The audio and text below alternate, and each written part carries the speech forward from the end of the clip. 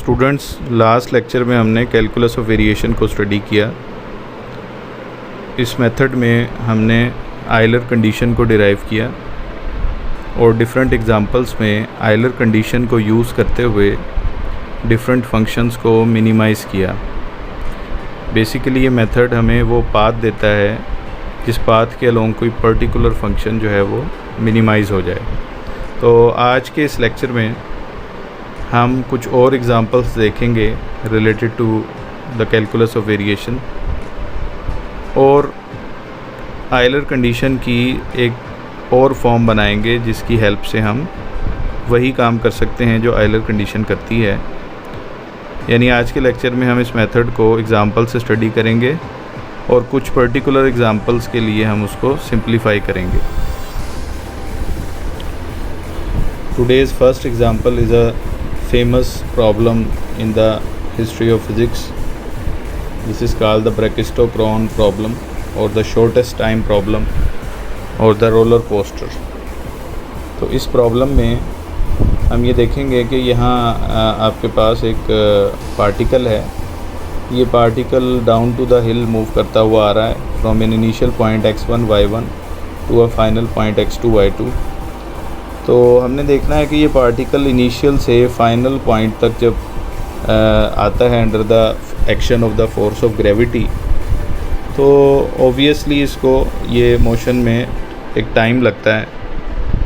तो हमने वो कर्व तलाश करनी है, यानी जिस कर्व पे ये आ रही, तो एक रैंडम सी कर्व मैंने बनाई हुई है यहाँ XY प्लेन में, लेकिन हमने वो कर्व फाइंड करनी है जिस कर्व के अलोंग ये मिनिमम टाइम लेगा, यानी इसकी जो मोशन का टाइम है from initial point two the final point वो मिनिमम होना चाहिए।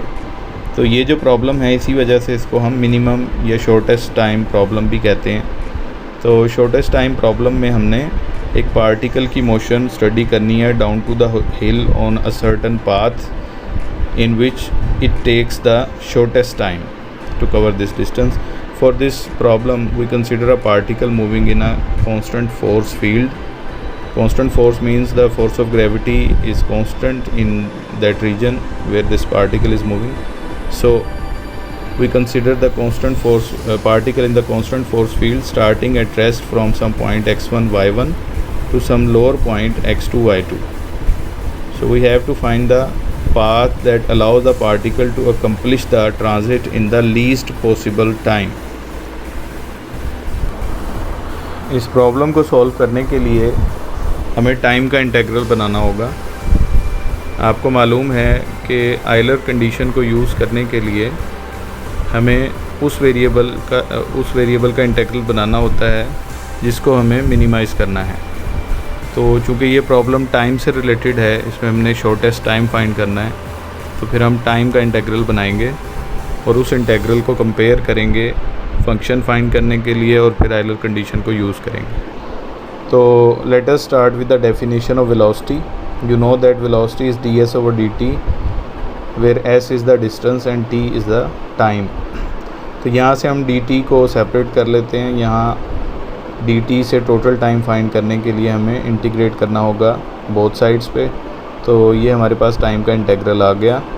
इस इंटीग्रल में ds और v की वैल्यूज़ सब्स्टिट्यूट करेंगे।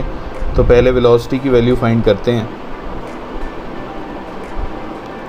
To find the value of velocity, we use the law of conservation of energy. Because the particle is moving down to the hill, its potential energy is decreasing and kinetic energy is increasing. Therefore, the gain in kinetic energy is given by half mv square and loss in potential energy is given by mgx. तो यहाँ से simplify करके हम velocity का function find कर लेते हैं। This is the value of velocity. तो the time required for the particle to make the transit from the origin to the point x2 y2 is given by t is equal to integration from x1 y1, which is the origin actually, to the point x2 y2 of ds over v. ये आपको पता है कि हमने ds over v का integral यहाँ time के लिए पहले से फाइंड किया हुआ है। तो यहाँ डिस्टेंस जो है ऑब्वियसली दो पॉइंट्स में distance, small distance, infinitesimal distance जो है वो डिस्टेंस फार्मूले की मदद से हम लिखते हैं dx square plus dy square whole square root, और वेलोसिटी की वैल्यू जो हमने फाइंड की स्क्वायर रूट में, वो हम यहाँ पर सब्स्टिट्यूट कर देंगे। तो यहाँ से अगर मैं dx को कॉमन ले लूँ, dx स्क्वायर को, तो ये स्क्वायर रूट से बाहर आके dx बन जाता है और इनसाइड द स्क्वायर रूट हमारे पास यहाँ 1 हो जाएगा और यहाँ dy ओवर dx का होल स्क्वायर होगा, जिसको हम y डैश स्क्वायर लिख रहे हैं।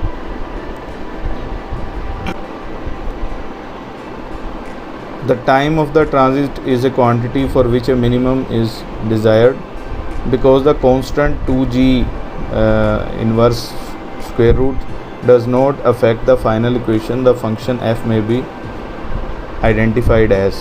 तो हमने इंटेग्रल के अंदर जो फंक्शन था उसको लिख लिया, जबकि कांस्टेंट 2g, ये कांस्टेंट्स जो है ना, ये आयलर कंडीशन में वैसे ही वैनिश हो जाते हैं। अगर आप फंक्शन में इनको लें तब भी ये अपीयर नहीं होंगे फाइनल रिज़ल्ट में, और अगर आप नहीं लेते तो तब तो बिल्कुल भी नहीं होंगे। तो फिर आप इनको ना लें तो बेहतर है। अगर आप लेना चाहें तो ले सकते हैं, इससे कोई फ़र्क नहीं पड़ता रिज़ल्ट पर। तो ये हमारा फंक्शन आ गया। अब इसको आयलर कंडीशन में सब्स्टिट्यूट करते हैं। तो आयलर कंडीशन में सब्स्टिट्यूट करने के लिए आयलर कंडीशन लिखी हुई है हमारे पास। इसका जो फर्स्ट जो डेरिवेटिव है वो तो ज़ीरो हो जाएगा, क्योंकि इसमें कहीं y नज़र नहीं आ रहा आपको। तो partial f over partial y is zero. तो हमारी जो ये आयलर कंडीशन है, इसमें ये पहला डेरिवेटिव ज़ीरो हो गया, तो ये सेकंड रह जाएगा, यानी this whole thing is equal to zero. तो या ये हम कह सकते हैं कि ये partial f over partial y dash is a constant. तो इस कांस्टेंट को हम 1 ओवर स्क्वायर रूट 2a ले रहे हैं, फिर a is a new constant. ये इस फॉर्म में लेने की वजह ये है कि ये नेक्स्ट जो हमारी इंटीग्रेशन है उसको इजी कर देगा। So performing the differentiation partial f over partial y prime on equation of this function and squaring the result we get this equation. और इसको हम अगर y डैश के लिए सॉल्व कर लें और फिर y डैश से y के लिए इंटीग्रेट कर दें, जैसे हम पहले एग्जांपल्स में करते रहें, तो ये इंटीग्रल हमारे पास आएगा। इस इंटीग्रल को सॉल्व करने के लिए we have to choose the substitution given by this equation. ये बड़ी फेमस सब्स्टिट्यूशन है इंटीग्रेशन में कि अगर इस तरह का फंक्शन हो 2ax माइनस एक्स स्क्वायर, तो हम इस तरह की सब्स्टिट्यूशन करते हैं।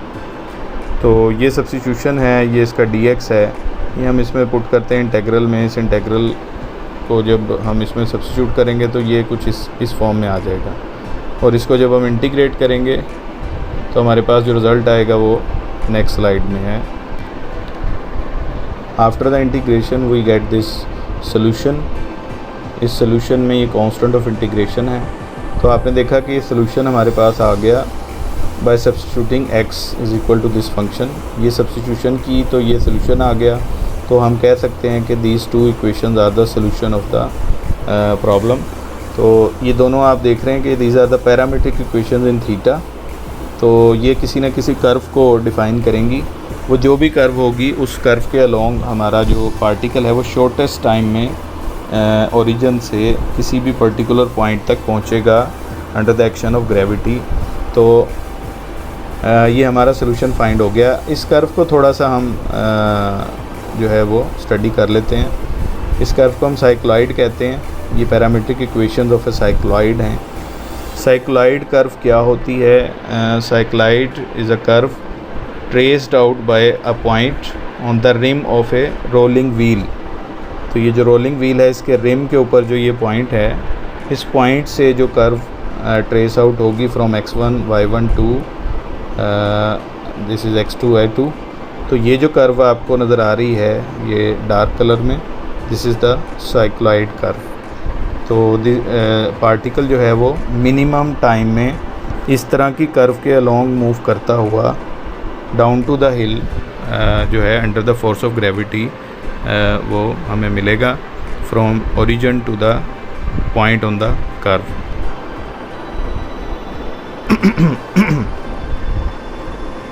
So we found the Brachistochrone curve.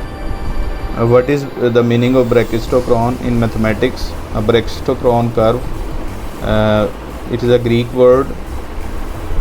Brachistos means the shortest and chronos means the time. So this is the shortest time curve, is the curve that would carry an idealized point like body starting at rest and moving along the curve without friction under the constant gravity to a given end point in the shortest time.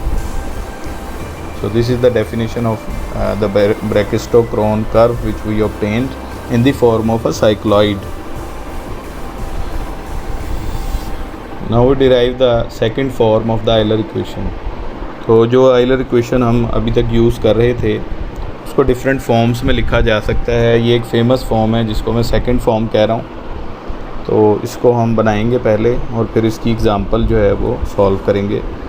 तो a second equation may be derived from Euler's equation. We first note that for any function of this type, the derivative is a sum of terms. तो ये आप देखें कि ये जो function है which is a function of y prime and x, इसका अगर मैं डेरिवेटिव लूँ यानी कि फंक्शन ऑफ y प्राइम और x का मैं डेरिवेटिव ले रहा हूँ विद रिस्पेक्ट टू x, तो ये डेरिवेटिव जो है वो कुछ इस तरह होगा. क्योंकि ये फंक्शन ऑफ सेवरल वेरिएबल्स है तो फिर f का फंक्शन होगा पहले विद रिस्पेक्ट टू y और फिर dy ओवर dx आएगा. और इसी तरह से f का डेरिवेटिव होगा with respect to y prime, फिर dy प्राइम ओवर dx आएगा. और इसी तरह से f का डेरिवेटिव होगा विद रिस्पेक्ट टू x और साथ dx ओवर dx आएगा जो कि 1 के इक्वल हो जाएगा. तो हमारे पास जो है ये फर्स्ट टर्म आ गई हमारी, इसमें dy ओवर dx को हमने लिख लिया y प्राइम. इसी तरह से ये सेकंड टर्म आ गई हमारी, इसमें हमने dy प्राइम ओवर dx को लिख लिया y डबल प्राइम. और ये थर्ड टर्म हमारे पास आ गई, इसको हमने इक्वेशन 1 कह दिया. Now consider the derivative of y prime partial f over partial y prime. ये एक पर्टिकुलर डेरिवेटिव है, ये हम ले रहे हैं. इसमें हम देखेंगे कि वो वही टर्म अपीयर होगी जो इक्वेशन 1 में है. तो इसको बाय प्रोडक्ट रूल हम इसको सॉल्व करते हैं. y प्राइम का डेरिवेटिव होगा y डबल प्राइम और सेकंड फंक्शन ऐसे ही आ जाएगा. और इसी तरह y prime as it is आ जाएगा और ये partial f over partial y prime का d ओवर dx हो जाएगा ये. तो ये हमारे पास दो टर्म्स आ गई. अब आप देखिए ये इक्वेशन 1 में और इस इक्वेशन में ये जो बॉक्स में टर्म्स हैं ये सेम है, दीज आर सेम टर्म्स. इनको कंपेयर कर लें, इनको कंपेयर करेंगे तो हमारे पास ये इक्वेशन 2 आ जाएगी. तो ये हमने इन दोनों के कंपैरिजन से ये इक्वेशन बना ली है. इसको थोड़ा सा सिंप्लीफाई करेंगे अभी नेक्स्ट स्लाइड में. तो ये इक्वेशन 2 हमने बनाई थी. ये लास्ट 2 टर्म्स में से y प्राइम को कॉमन ले लेते हैं. तो ये हमारे पास आ गई इक्वेशन. अब ये देखिए ये जो बॉक्स में टर्म है this is the Euler condition we already know, जिसमें ये जो सारी आइलर कंडीशन के मुताबिक ये सारी टर्म जो है वो इक्वल टू 0 हो जाएगी.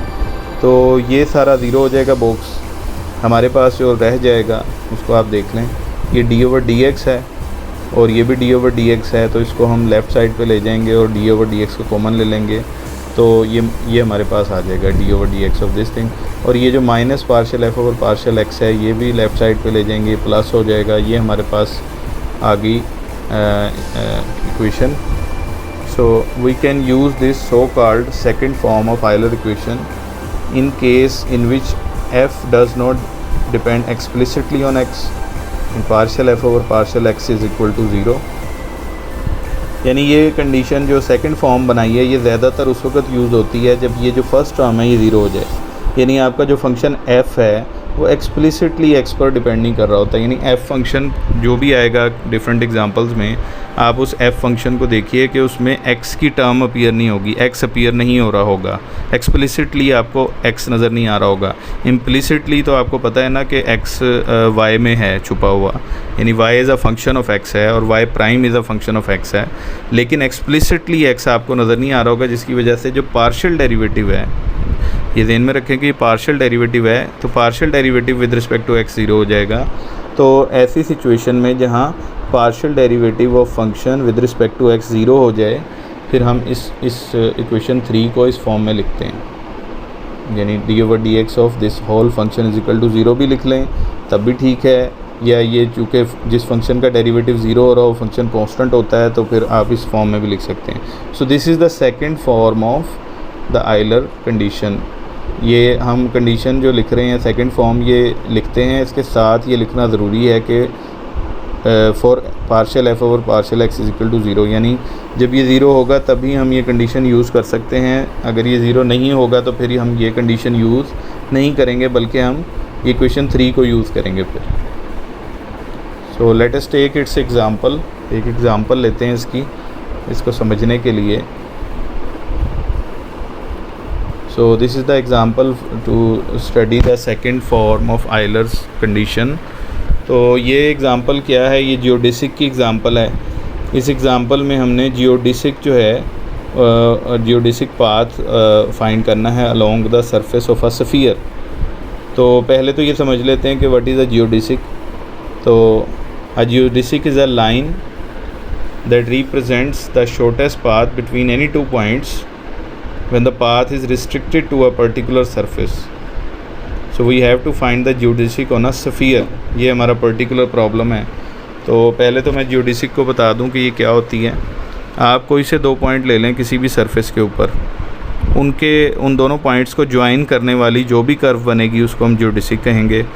तो अगर आपके पास एक प्लेन है 2D प्लेन है, तो उसमें आप 2 पॉइंट में जो एक पाथ बनाते हैं वो एक स्ट्रेट लाइन होती है।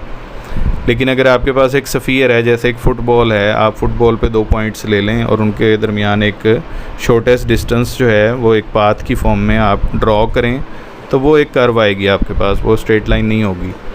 तो वो एक स्फीयर की जियोडेसिक होगी। तो स्ट्रेट लाइन एक प्लेन की जियोडेसिक है, और ये जो मैंने अभी बताया आपको ये एक स्फीयर की जियोडेसिक है।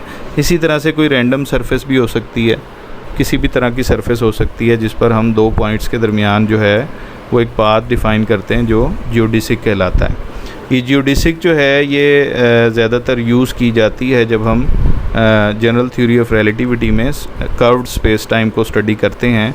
तो कर्व्ड स्पेस टाइम में 2 पॉइंट्स के दरमियान जो पाथ लिया जाता है जिसे हम मीट्रिक भी कहते हैं, तो वो जो मीट्रिक है वो जियोडेसिक की फॉर्म में लिया जाता है। तो आइए हम अपना प्रॉब्लम सॉल्व करते हैं। हमारा प्रॉब्लम ये है कि हमें जियोडेसिक पाथ फाइंड करना है फॉर अ स्फीयर। तो इसको स्टार्ट ऐसे करेंगे कि आपने स्फेरिकल पोलर कोऑर्डिनेट सिस्टम में जो 2 पॉइंट्स में डिस्टेंस है वो कुछ इस तरह का लिया था। इसमें एक टर्म कम है, वो टर्म थी dr के साथ। तो रेडियस चूँकि यहाँ पर चेंज नहीं होगा, क्योंकि स्फीयर पे 2 पॉइंट्स का जो रेडियस होगा, स्फीयर की सरफेस पे कोई से 2 पॉइंट ले लें, उनका रेडियस जो है वो सेम ही रहेगा। तो रेडियल डिस्टेंस जो है वो वेरी नहीं कर रहा दोनों पॉइंट्स के लिए, इसलिए dr जो है वो 0 होगा। इस वजह से वो फर्स्ट टर्म नहीं है। तो ये आपने मैथमेटिकल मेथड जो MMP आपने पढ़ा था उसमें वेक्टर्स में आपने कर्वीलीनियर कोऑर्डिनेट सिस्टम के लिए जब स्टडी किया था, तो फिर डिस्टेंस, शॉर्टेस्ट डिस्टेंस जो है वो आपने स्फेरिकल पोलर कोऑर्डिनेट्स के लिए भी और सिलेंड्रिकल कोऑर्डिनेट्स के लिए भी डिराइव किए थे। तो उनमें जो स्फेरिकल पोलर कोऑर्डिनेट्स के लिए आपने डिराइव किया था, आप उसको ज़रा एक दफ़ा देख लीजिएगा।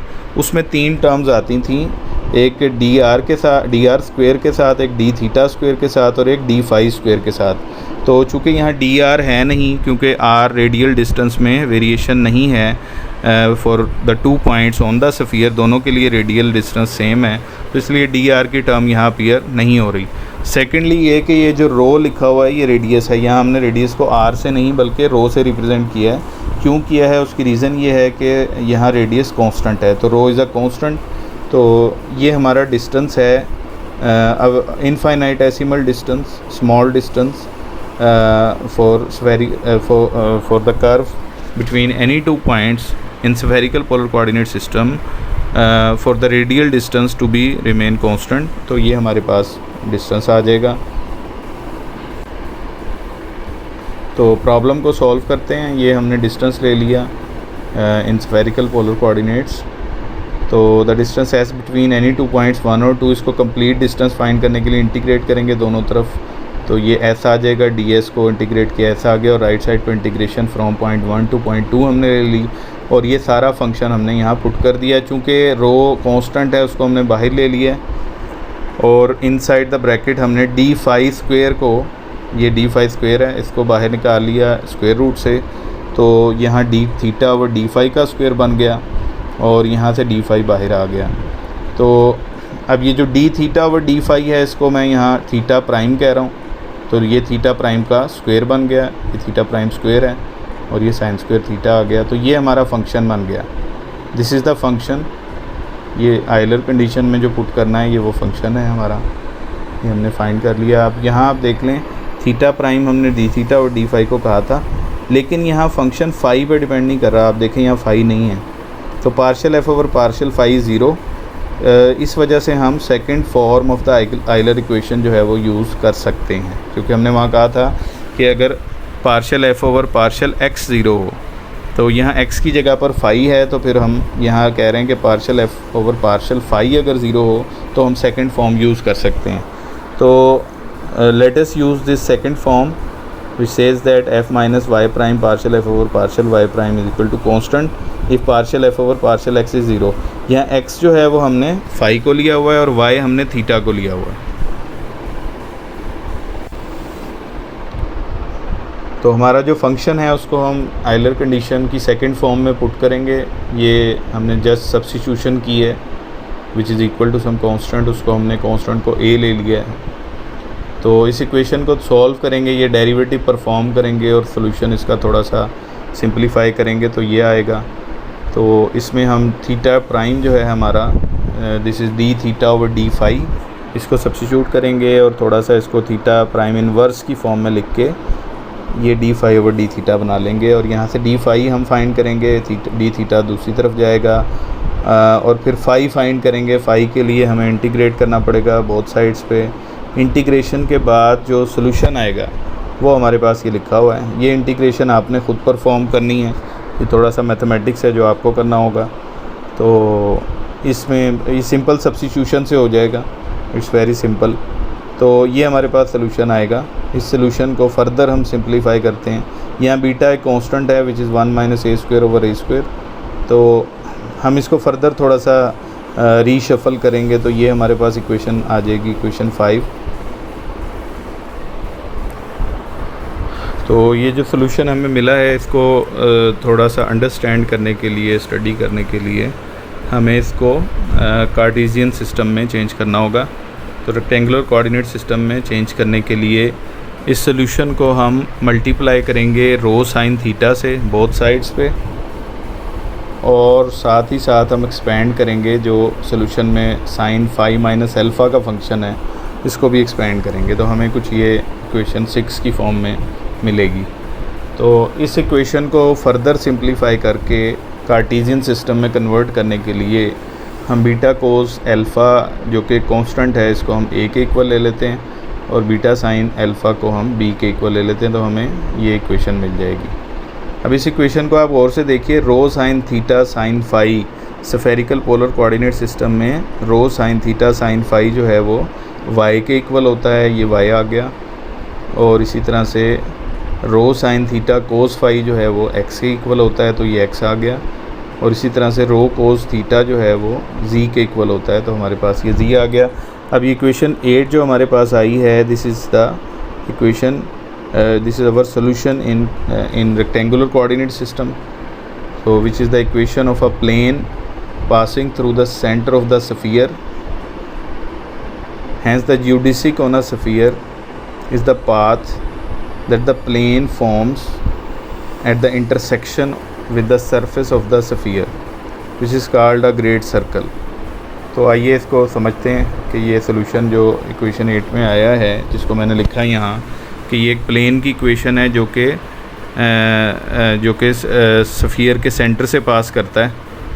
तो जब वो पास करेगा स्फीयर के सेंटर से तो उस स्फीयर को एक सर्कल में वो इंटरसेक्ट कर रहा होगा। उस सर्कल को हम देखते हैं कि वो कैसा होगा। तो ये एक ग्रेट सर्कल है। तो आप देख रहे हैं कि हमें जो इक्वेशन मिली थी वो इक्वेशन ऑफ अ प्लेन है, एक ऐसा प्लेन जो स्फीयर के सेंटर से पास कर रहा है।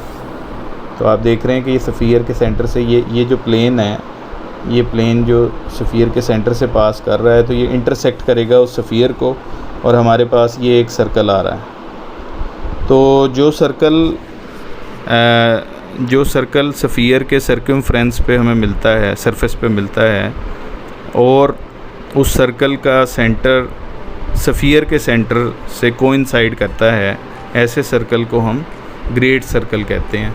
तो इसका मतलब है हमारी जो इस प्रॉब्लम का जो हमारा सोल्यूशन है वो ये है कि हमें जो पाथ मिल रहा है which is the path between 2 points on a sphere.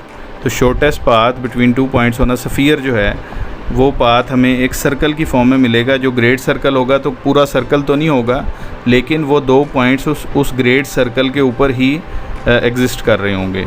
तो हमारा जो सोल्यूशन है वो 2 पॉइंट्स के दरमियान शॉर्टेस्ट डिस्टेंस फाइंड करना था ऑन अ स्फीयर।